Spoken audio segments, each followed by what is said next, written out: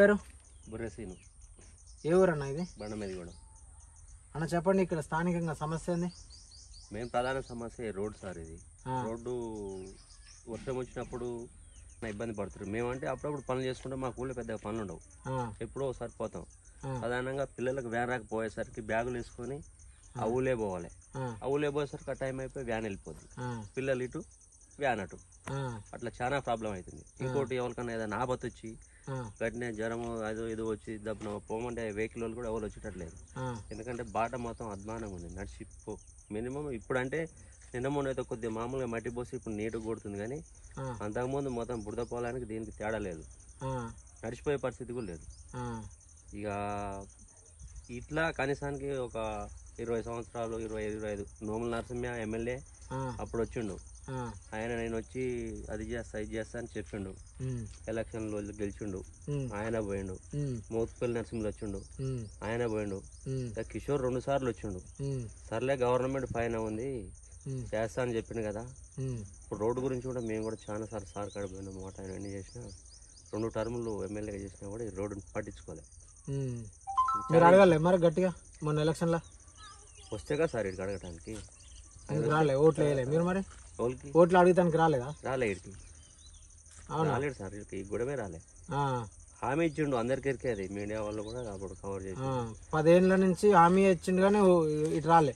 బాట గురించి మేము ప్రధానంగా పోయినసారి కూడా బాట కోసం అని ముందట తిరిగినాం, ఓట్లు వేయించినాం, గెలిచినాం.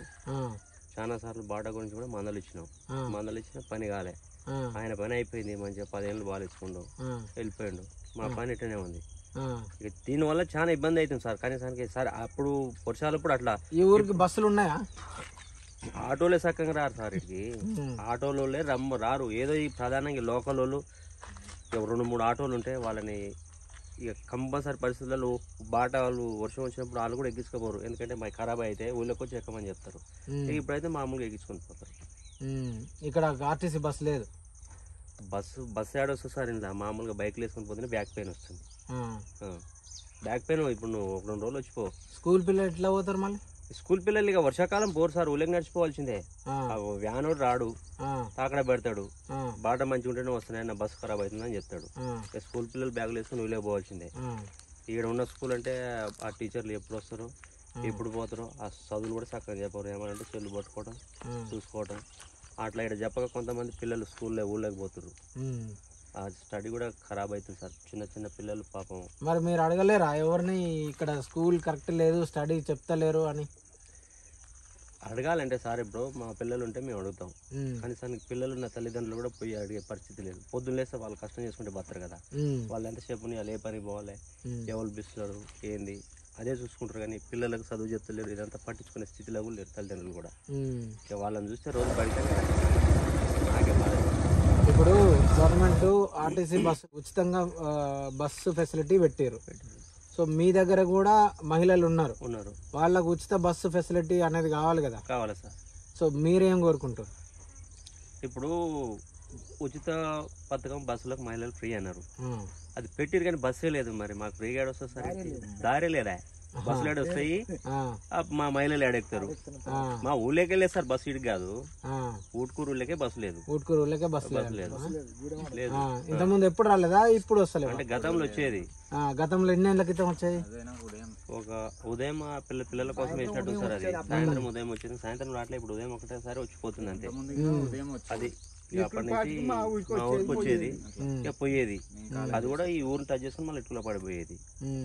కానీ మెయిన్ ప్రధానంగా ఇక్కడ ఉండాలి ముందు మట్టిపోసి. కానీ అన్నది అంతకు ముందు వస్తే అసలు మీరు కూడా అసలు ఏంది ఇట్లా నేను చూసిన. ఇప్పుడు ఇప్పుడు భారతదేశం మొత్తం అభివృద్ధి చెందుతుంది, మన రాష్ట్రం అభివృద్ధి చెందుతుంది. బంగారు తెలంగాణ చెప్పిండు కదా కేసీఆర్. మరి బంగారు తెలంగాణ అంటే సార్ ఇది బాట మాకు సార్ ఎక్కడ చేసినా బంగారు తెలంగాణ మెంజులే. మాదైతే మరీ అధ్వానంగా ఉంది ఈ బాట. కనీసానికి ఎన్ని ఏళ్ళు సార్, నేను చిన్నపిల్లగా ఇంతప్పటి నుంచి రోడ్డు వస్తుంది అన్న నాకు 45 ఏళ్ళు వచ్చింది. ఏం వస్తుంది రోడ్డు? ఇంతవరకు రోడ్డే లేదు. ఒక్క మాట పెద్ద మనిషి, మనం గొంతెత్తి కొట్లాడకపోతే ఏం రాదు, మనకెందుకు లే అనుకుంటే ఏం రాదు. ఒకసారి గుర్తు పెట్టుకోండి. 1-2 సార్లు పేపర్ తీసుకొని వెళ్ళండి, కలవండి. పాత రోజులు కాదు ఇవి, పాత రోజులు కాదు.